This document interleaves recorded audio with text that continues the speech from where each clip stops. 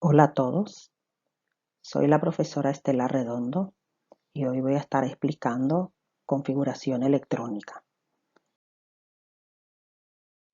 Esta lección tiene como capacidad resuelve problemas de configuración electrónica y los indicadores son comprende conceptos relacionados con la configuración electrónica, interpreta el diagrama de Pauling, identifica el grupo de un elemento por medio de la configuración electrónica, identifica el periodo de un elemento por medio de la configuración electrónica.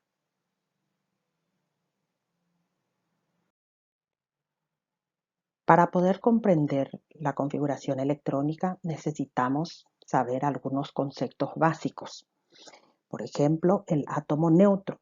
Átomo neutro es el átomo que tiene la misma cantidad de protones en el núcleo y de electrones en la nube electrónica. Cuando tenemos un ion, este átomo gana o pierde electrones. Otro concepto que debemos conocer es de orbitales, región donde la probabilidad de encontrar un electrón es máxima.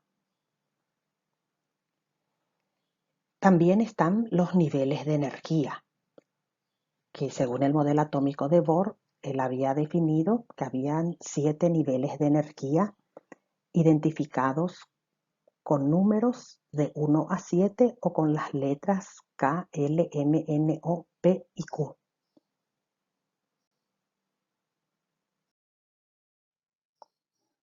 Estos niveles están en orden creciente de energía.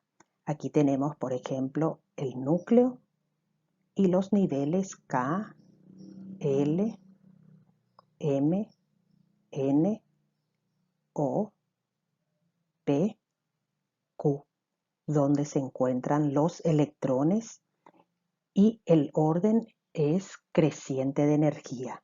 ¿Qué significa eso? Significa que los electrones que están más alejados del núcleo tienen mayor energía.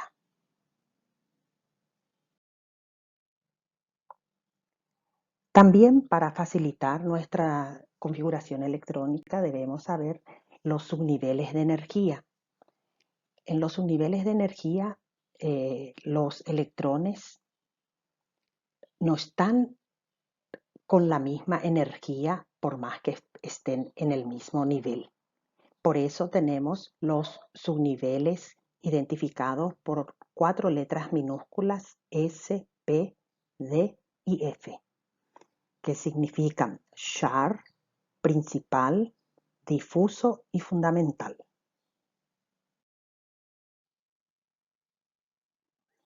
El principio de exclusión de Pauli nos dice lo siguiente: no puede haber más de 2 electrones en un orbital. Por eso, a partir de este principio podemos determinar que cada subnivel tiene una cantidad máxima de orbitales y una capacidad máxima de electrones. Así tenemos aquí el subnivel S posee un orbital, por lo tanto caben en subnivel S 2 electrones. El subnivel P tiene 3 orbitales, por lo tanto caben en él 6 electrones. El subnivel D tiene 5 orbitales y caben en él 10 electrones como máximo. Y el subnivel F tiene 7 orbitales y caben en él 14 electrones.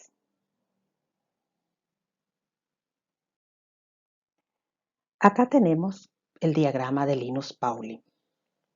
Este diagrama nos permite hacer la configuración electrónica de los electrones que se encuentran alrededor del núcleo de cualquier átomo y el orden de distribución de esos electrones es de orden creciente de energía. El orden creciente de energía están indicados por estas flechas que están en rojo. Entonces, comenzando la configuración es 1S. Luego pasamos al 2S, luego al 2P, al 3S, 3P, 4S, 3D, 4P, 5S, 4D, 5P, 6S, 4F, 5D, 6P, 7S, 5F, 6D y 7P. Ese es el orden correcto de distribución electrónica en orden creciente de energía. Este diagrama es un método muy sencillo que nos permite saber el orden que van ocupando los electrones en los distintos subniveles. Pero para realizar la configuración electrónica debemos seguir los siguientes pasos. Primero, saber o determinar el número atómico del elemento. El número atómico de un elemento es su número de orden que se encuentra en la tabla periódica. También es el número de protones que se encuentran en el núcleo de ese elemento. Y si el átomo es neutro, también es el número de electrones que se encuentran alrededor del núcleo. Seguimos las flechas en la tabla de distribución que tenemos en el diagrama de Pauling y contamos los electrones equivalentes al número atómico del átomo en estudio. Los electrones que se encuentran en el último nivel de energía son los que determinan el comportamiento químico de los elementos. A ellos se les conoce como electrones de valencia porque de ellos depende la capacidad que tiene cada elemento para combinarse con otros. El comportamiento químico de los elementos depende de su posición en la tabla periódica. Los elementos que están en una misma columna de la tabla periódica tienen el mismo comportamiento químico.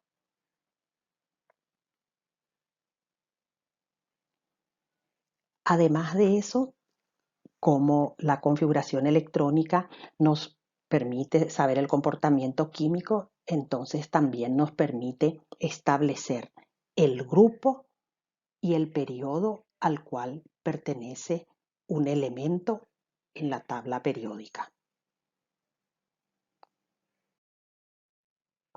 Así tenemos aquí un esquema de la tabla periódica donde podemos ver los grupos en que podemos encontrar los elementos. Tenemos, por ejemplo, los elementos representativos que corresponden a la primera columna, a la segunda columna y a las 6 columnas que están a la derecha de la tabla periódica. Los elementos que están, en este caso en amarillo, son elementos representativos. Esta parte que tenemos en verde corresponde a los metales de transición. Y estas dos filas que tenemos aquí debajo corresponden a los metales de transición interna. ¿Cómo podemos nosotros determinar a qué grupo y a qué periodo pertenece? En primer lugar, tenemos que saber qué grupos en la tabla periódica son las columnas. La tabla periódica tiene 18 columnas. Significa que tenemos 18 grupos de elementos. Y esos elementos se dividen en 3 grandes grupos representativos: metales de transición y metales de transición interna. Cuando nosotros hacemos la configuración electrónica y el elemento se encuentra en la primera columna, su distribución va a terminar en S1. ¿Qué número va a quedar delante de la S? Va a depender del periodo o la fila en que se encuentra. Si él está en la primera fila va a ser 1S1. Si está en la segunda, 2S1. Si está en la tercera, 3S1 y así sucesivamente. Los elementos que se encuentran en la segunda columna terminan en S2. Entonces, cuando la configuración termina en S1 o S2, corresponde al grupo de elementos representativos. También los elementos representativos que están en estas 6 columnas terminan en P. ¿Y por qué hay 6 columnas? Porque para cada columna, por ejemplo, la primera termina en P1, para la segunda en P2, para la tercera en P3, la cuarta P4, la quinta P5 y la última P6. Entonces, cuando hacemos la configuración electrónica y si el elemento es un elemento representativo, va a terminar su configuración en S o en P. Si el elemento es un metal de transición, que corresponde a esta parte de la tabla periódica, entonces su configuración electrónica debe terminar en D. Hay 10 columnas en esta parte. ¿Por qué? Porque en el subnivel D caben 10 electrones. Entonces, si el elemento está en esta primera columna de metales de transición, va a terminar en D1. Si está en la segunda, en D2. En la tercera, D3. La cuarta, D4. Y así sucesivamente hasta llegar a D10. Y estos elementos que se encuentran aquí en las 2 filas terminan en F. La primera fila, que corresponde a los lantánidos, debe terminar en 4F. Y también hay 14 elementos porque en F caben 14 electrones. Entonces, si está en el primer cuadradito, es F1, en el segundo F2, F3, F4, y si está en esta primera fila, el número que queda delante de la F es 4. Los de la segunda fila terminan en 5F.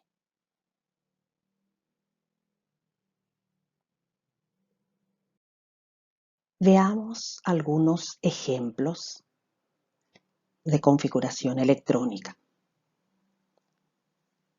El enunciado nos dice lo siguiente: el átomo de un cierto elemento químico posee 8 protones en su núcleo. Determina la configuración electrónica, la distribución de electrones por capas o niveles de energía y a qué periodo y grupo pertenece este elemento. Cuando el ejercicio nos da el número de protones, tenemos que saber que el número de protones corresponde al número atómico del elemento. Por lo tanto, vamos a hacer la configuración electrónica siguiendo el diagrama de Pauling. Tenemos aquí 1s2, 2s2 y 2p4. Sumando aquí 2 más 2 da 4 y más 4 da 8, que es el número de protones que tiene este elemento. Bueno, entonces ya hicimos la configuración electrónica siguiendo el diagrama de Pauling. Recuerden que en el último nivel podemos nosotros poner menos del máximo, porque sabemos que en P caben máximo 6, pero en este caso si ponemos 6 ya iba a pasar de 8, que es el número atómico de ese elemento. Entonces en el último ponemos lo que nos falta para completar el número de protones de ese elemento. Para hacer la configuración por niveles o capas de energía, entonces tenemos que mirar los números que se quedan delante de cada letra. El número 1 corresponde a el nivel K. ¿Y cuánto tenemos en el nivel K? Tenemos 2 electrones. El número 2 corresponde al nivel L. En este caso tengo 2 S y 2 P. Por lo tanto, tengo que sumar 2 más 4, 6. Y así entonces vamos a tener la distribución según los niveles de energía. Y para determinar el grupo y el periodo al cual pertenece ese elemento, entonces miramos si este elemento tiene electrones hasta el segundo nivel, significa que él se encuentra en el segundo periodo de la tabla periódica. Y si termina en P, él es un elemento representativo.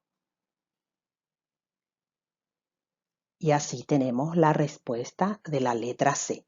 Como hay 2 niveles o capas de energía, está en el segundo periodo. Y como el último subnivel es del tipo P, es un elemento representativo. Veamos un segundo ejemplo. El átomo de un cierto elemento químico posee 37 protones en su núcleo. Determina la configuración electrónica, la distribución de electrones por capas, a qué periodo y grupo pertenece este elemento. Siguiendo el diagrama de Pauling, tenemos aquí la distribución 1s2, 2s2, 2p6, 3s2, 3p6, 4s2, 3d10, 4p6 y 5s1. Para hacer la distribución según los niveles de energía, recordemos que debemos mirar los números que se encuentran delante de cada letra. El número 1 corresponde al nivel K. ¿Cuánto tengo en K? Tengo 2 electrones. En L, 2 más 6, 8 electrones. En el nivel M, que es el tercero, tengo 3S, 3P y 3D. 2 más 6 más 10 me da 18 electrones. En el nivel N, que es el 4, 4S2, 4P6, entonces 2 más 6 me da 8 electrones. Y en el quinto nivel tenemos un electrón. Si hacemos correctamente la distribución de los electrones según los niveles de energía, sumando estos electrones, 2 más 8 da 10, más 18 da 28, más 8, 36, más 1, 37. Me tiene que dar exactamente el número atómico del elemento considerado.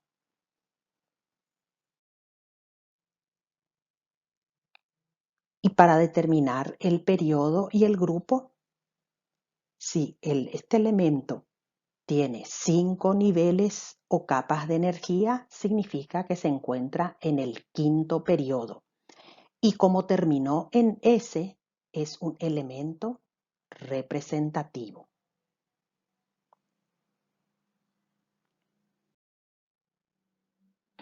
Otro ejemplo. El átomo de un cierto elemento químico posee 77 protones en su núcleo.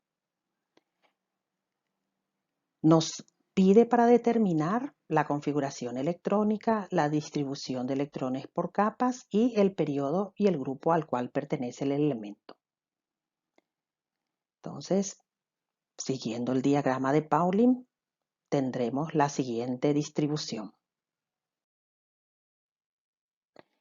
1s2, 2s2, 2p6, 3s2, 3p6, 4s2, 3d10, 4p6, 5s2, 4d10, 5p6, 6s2, 4f14 y por último 5d7 completando 77 electrones. La distribución por niveles o capas de energía. Recuerden, siempre miramos los números que quedan delante de cada letra. El 1 corresponde a K, el 2 al L, el 3 al M, el 4 al N, el 5 al O, el 6 al P. Fíjense que en este caso el último nivel, que es 6, el nivel más energético, no es donde terminó, porque en el último terminó en 5D, pero este elemento tiene 6 niveles de energía. Entonces, los electrones que permiten saber la capacidad de combinación no necesariamente tienen que ser los últimos, pero para determinar el grupo y el periodo tenemos que tener en cuenta lo siguiente. El periodo siempre es el nivel más externo, que en este caso es el sexto, pero el grupo en este caso terminó en D. Por lo tanto, como hay 6 niveles de energía, este elemento se encuentra en el sexto periodo. Y como termina en D, es un metal de transición.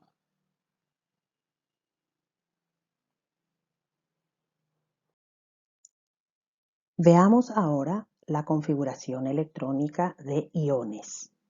¿Qué es un ion? Un ion es un átomo que pierde o gana electrones. Para saber si el átomo pierde o gana electrones depende de la carga que tenga. Si el ion es positivo, significa que pierde electrones. Vamos a ver un ejemplo.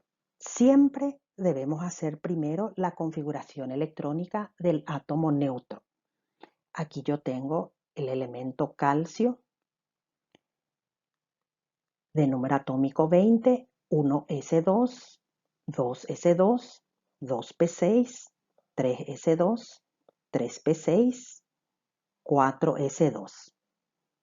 Si tenemos un ion de este elemento, ¿cómo voy a determinar? Aquí vemos que él tiene una carga más 2.